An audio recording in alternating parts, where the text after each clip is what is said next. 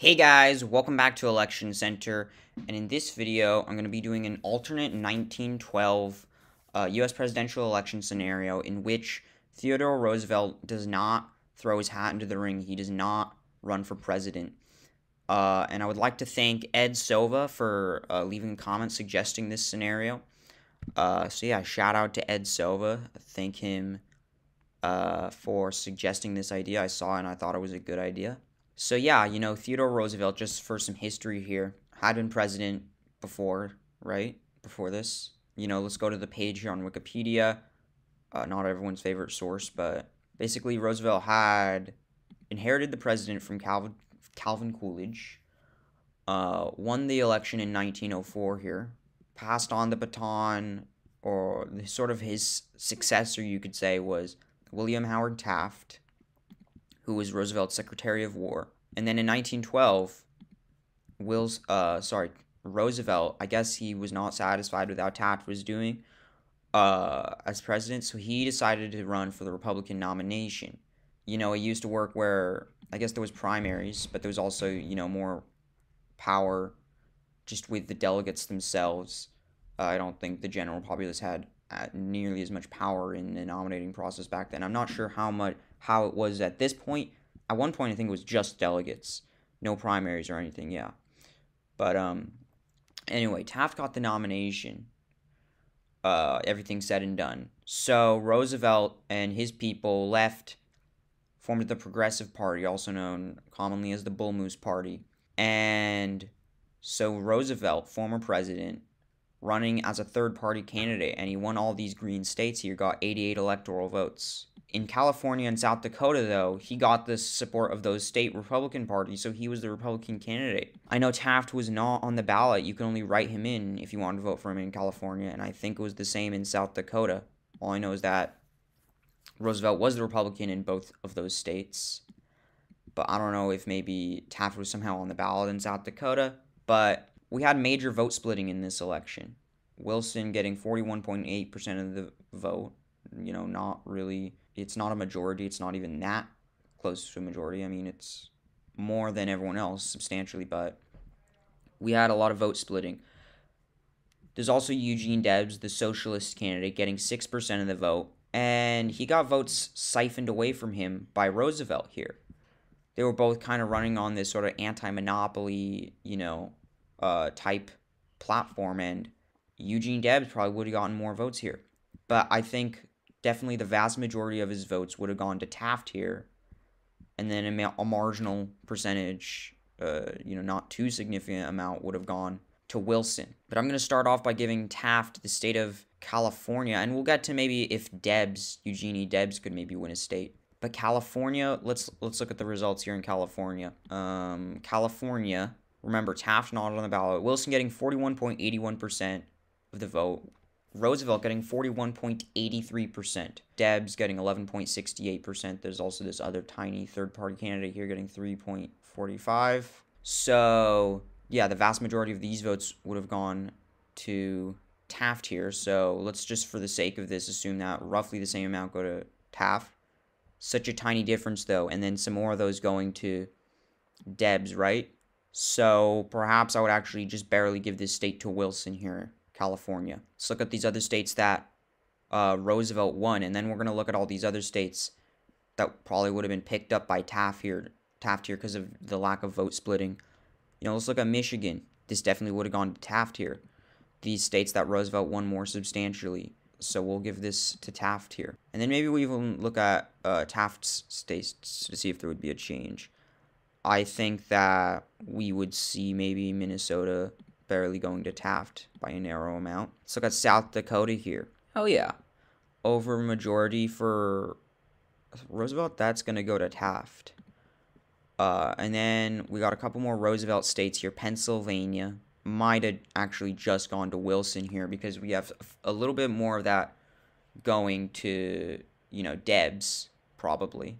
A little marginal amount going to Wilson himself, actually. And remember, Taft obviously was not as strong of a candidate as Theodore Roosevelt was, right? So maybe we'd have had more, voter apathy.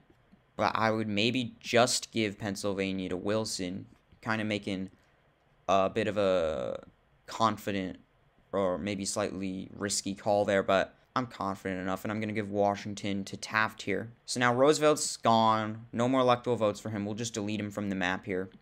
Let's look at these two states that Taft won in our timeline. Utah and Vermont. He would have just strengthened his margins here. And a bunch of states that Wilson won here, but not by enough, you know? So let's look at these other states where Roosevelt did quite well. You know, all these close margin states, right? And then I think some of them, Taft was second, not Roosevelt. So let's go to Idaho here. Yeah, Taft was actually second place. It's definitely going to go to Taft here. And pretty much all of these, you know, not very landslidey states, these like closer states, I would pretty much give over to Taft. So what is that? Iowa here. Taft he's probably going to win this election, actually. I feel like. Massachusetts, Rhode Island. He gets so many states because you don't have that vote split.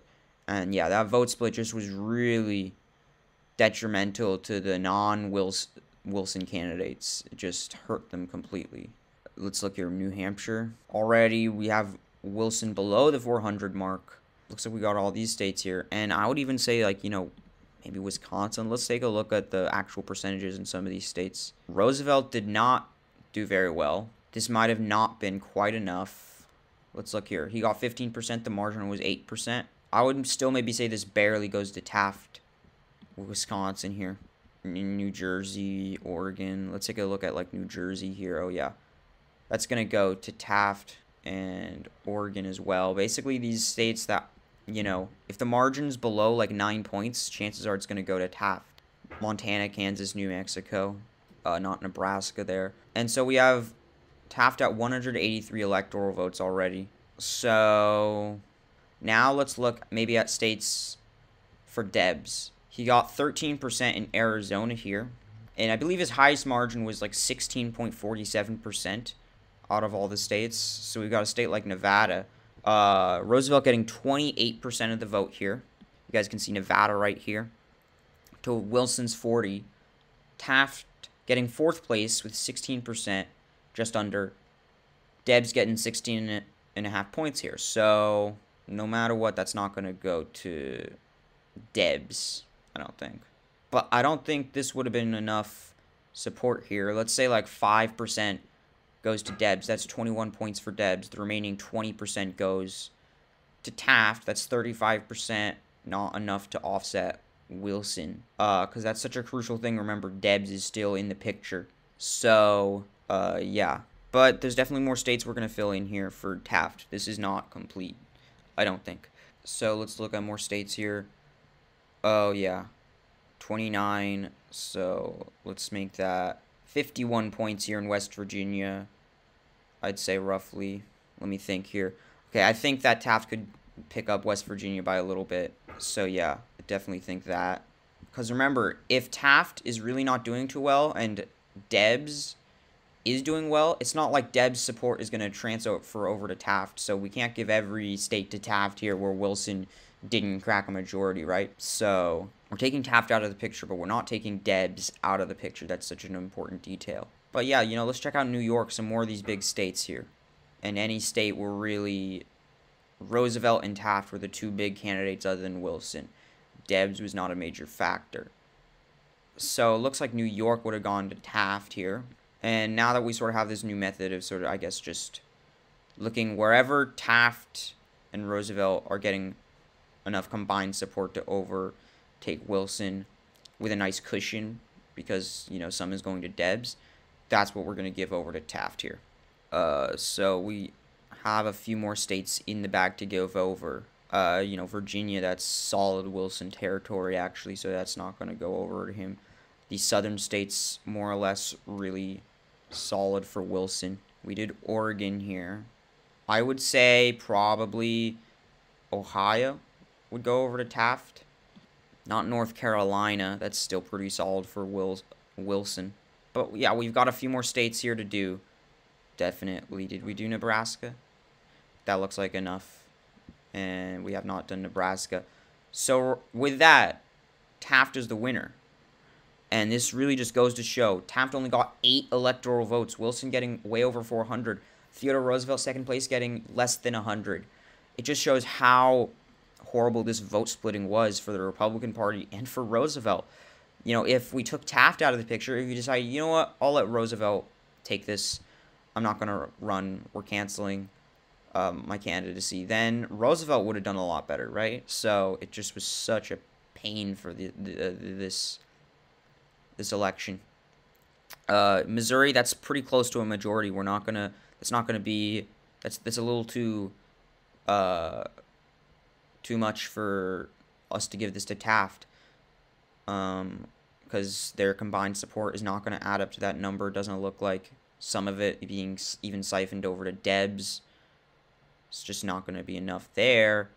But did we do Maryland? That's going to go over. Yeah, that's... Did we do that one? No, we did not. That one's going to go over to Taft. And it looks like we're almost there. Let's look. 25. I wouldn't give them Kentucky here. I would just give them, let's see, 43. I probably wouldn't quite give them, Indiana. I don't know. I could be maybe underestimating how much would go over to Debs. But, I don't know, it seems like he was kind of just a small campaign. He ran numerous campaigns. He never got more than a few percentage points. Maybe this time he would have done a lot better, but I just have to sort of assume that not that much would have gone over to Debs, where he would be, like, winning over states, you know, winning whole states. I think we did Illinois, yeah. And this would not be a landslide for Taft. I mean, if you don't think about Debs, if you forget that Debs exists, then it seems like, wow, Wilson only got 43%. It would have been 57 to 43. But no, there's Debs, so it wouldn't be a massive victory for Taft, but it's going to be a victory for Taft here. And Delaware, I would do. Look, Debs get nothing. This is maybe going to go over. Let's think. That's probably going to narrowly go to Taft. Delaware here. And we're almost in the end here. Do we do Colorado? That's gonna probably be a Taft state, I'd say. We'll give it narrowly to Taft right now. Let's think here. 21. Let's assume at the very least 20% of this is going over to Taft. 20% of the Roosevelt vote. 20 of his points. So that puts them at almost 42. I would probably go a little over 20 though, and barely give it to Taft. Maybe we'll leave it barely with Wilson for now, actually, because it might just be enough getting siphoned over to Debs, and even a little tiny amount going over to Wilson, that it wouldn't quite be enough to get Taft over the edge. Arizona, probably going to narrowly stay with Debs, actually, because let's think, 30 plus 12, that's pretty much what it is. That's 42 points. Even if all of Roosevelt's votes went over to Taft, there's sure as heck not all going over to Debs, but I'm going to, for now, leave Arizona narrowly with Wilson here. And I think we more or less got our map. Maybe you can give Colorado to Taft here. It looks like I already did. I think we would pretty much see this. So I'll make this my final prediction, because I'm a little iffy on Colorado, but this will be the final map here. So William Taft wins the presidency with 279 electoral votes to Woodrow Wilson's 252 electoral votes. So yeah, you see it's pretty close electorally. Pretty much, if you can almost kind of split the map in half, north of the country versus south of the country. North going for Taft, south going for Wilson. Obviously, it's not exactly like that. You know, like Connecticut, Pennsylvania going for Wilson, New Mexico here going for Taft. But yeah, so in terms of the popular vote, we have Wilson getting 41.8% of the vote here in our timeline. We'll assume he gets like 42, maybe 42% of the vote. We'll give Eugene v. Debs 11%.